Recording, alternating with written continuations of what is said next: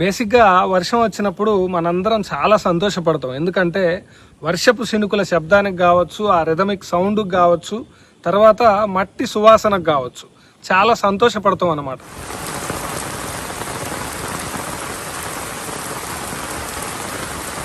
మరి వర్షం చాలా సంవత్సరాల తర్వాత వస్తే చాలా హ్యాపీ ఫీల్ అవుతాం కదా.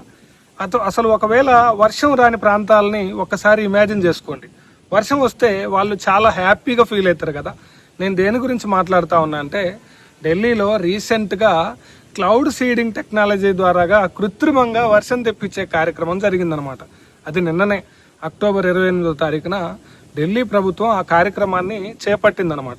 ఒక ఉద్దేశం ఏంటంటే, చాలా సంవత్సరాల నుంచి వర్షపాతం లేకపోవడం, తర్వాత భయంకరమైన గాలి కాలుష్యాన్ని ఢిల్లీ నగరం అనేది ఎదుర్కోవడం అనమాట. ఎంత పెద్ద వాయు కాలుష్యాన్ని ఢిల్లీ ఎదుర్కొంటుందంటే, కరోనా టైం మన అందరికి గుర్తుండే ఉంటుంది కదా. రోడ్ల మీద వెహికల్స్ కానీ లేకపోతే హ్యూమన్ మూవ్మెంట్ కానీ ఇదంతా చాలా స్ట్రిక్ట్గా కంట్రోల్ చేయడం జరిగింది కదా. కరోనా టైంలో ఏం జరిగిందంటే, పంజాబ్లోని జలంధర్ నగరం నుంచి హిమాలయాలు కనిపించినాయి. అంటే 400 కిలోమీటర్ల దూరంలో ఉన్న హిమాలయాలు చాలా స్పష్టంగా కనపడ్డాయి అనమాట. ఎందుకు కనిపించుంటాయి? వర్షం వచ్చిన తర్వాత గాలి అంతా కూడా, ఆ గాలిలో ఉన్న పార్టికల్స్ అంతా కూడా క్లియర్ అయ్యి, సూక్ష్మ కణాలు అంటారు కదా, పార్టికల్స్, అవన్నీ కూడా క్లియర్ అయ్యి వాతావరణం అనేది, స్కై అనేది చాలా క్లియర్గా తయారయ్యి స్పష్టంగా కనపడుతుంది అనమాట. అందువల్ల ఎయిర్ అనేది చాలా క్లీన్గా తయారయ్యి ఎయిర్ పొల్యూషన్ కూడా తగ్గే అవకాశాలు ఉంటాయి అన్నమాట. అయితే కేంద్ర పర్యావరణ మంత్రిత్వ శాఖ ఈ క్లౌడ్ సీడింగ్ గురించి మాట్లాడుతూ, క్లౌడ్ సీడింగ్ వల్ల వర్షం అయితే రాలేదు కానీ ఈ గాలి కాలుష్యం మాత్రం తగ్గిందని చెప్తా ఉందన్నమాట.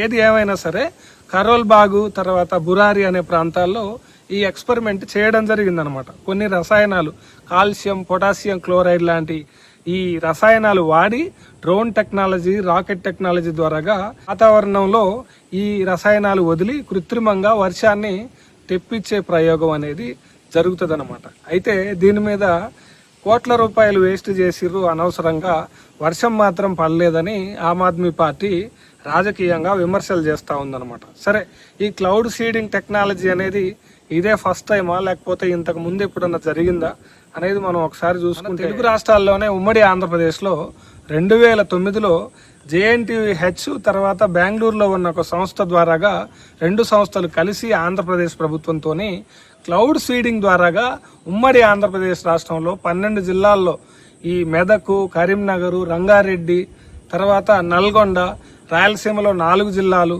ప్రకాశము, గుంటూరు, నెల్లూరు జిల్లాల్లో వర్షం తెప్పించే కార్యక్రమాన్ని చేపట్టడం జరిగిందనమాట. కర్ణాటక, తమిళనాడు రాష్ట్రాల్లో కూడా వర్షం తెప్పించే కార్యక్రమాన్ని ప్రయోగం చేయడం జరిగిందనమాట.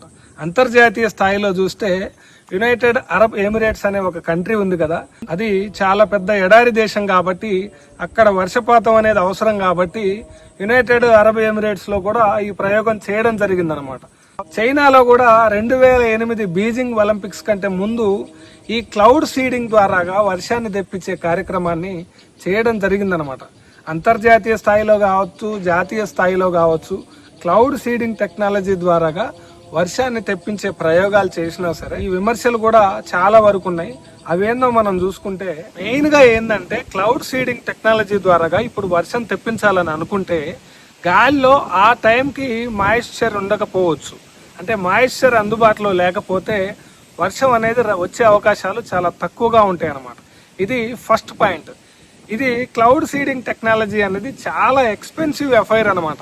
ఫర్ ఎగ్జాంపుల్, రీసెంట్గా మనము ఢిల్లీలో చేపట్టిందే చూస్తే దాని కాస్ట్ వచ్చేసి 3.21 కోట్లు అనమాట. అంటే ఈ 3.21 కోట్లు ఈ చెట్లు నాటడం మీదనో, లేకపోతే బిల్డింగ్స్ అనేవి ప్రాపర్గా లైసెన్సులు ఇవ్వడం మీదనో, లేకపోతే నీటి వనరుల్ని ప్రాపర్గా యూజ్ చేసుకోవడం దాని మీదనో ఖర్చు పెట్టినట్టయితే ఈ ప్రాబ్లం అనేది, వర్షపాతం అనే ప్రాబ్లం అనేది ఉండదనేది చాలా మంది చెప్తా ఉన్నారనమాట. తర్వాత క్లౌడ్ సీడింగ్ టెక్నాలజీ ద్వారాగా ఒక వాతావరణంలోకి, అంటే ఒక దగ్గర వాతావరణంలోకి రసాయనాలను పంపిస్తే ఆ రసాయనిక ప్రక్రియ ద్వారాగా ఇంకొక దగ్గర వర్షపాతం మీద ఎఫెక్ట్ పడే అవకాశం ఉంటుందని చాలా మంది సైంటిస్టులు క్రిటిసైజ్ చేస్తూ ఉన్నారనమాట. అంటే ఓవరాల్గా దీని సినారియో కనుక మనం చూసుకుంటే, సస్టైనబుల్ ప్రాక్టీసెస్ ద్వారాగా మనం వర్షాన్ని తెప్పించే కార్యక్రమం, అంటే చెట్లు నాటడమో లేకపోతే నీటి వనరుల్ని ప్రాపర్గా వాడుకోవడమో లేకపోతే డ్రైనేజ్ సిస్టమ్ని ప్రాపర్గా యూటిలైజ్ చేసుకోవడమో ఇలాంటి కార్యక్రమాల ద్వారాగా వర్షం రప్పించడం తప్ప ఇట్లా కృత్రిమంగా తెప్పించడం ద్వారాగా కోట్ల రూపాయల ఖర్చు అవ్వడంతో పాటు ఈ యొక్క వర్షం అనేది సస్టైనబుల్ కాదనేది సైంటిస్టులు చెప్తా ఉన్నారు అనమాట. ఈ క్లౌడ్ సీడింగ్ మీద, ఈ కృత్రిమ వర్షపాతం మీద మీ యొక్క అభిప్రాయాల్ని please kindly comment on the comment box. Thank you so much. Please like and share, subscribe.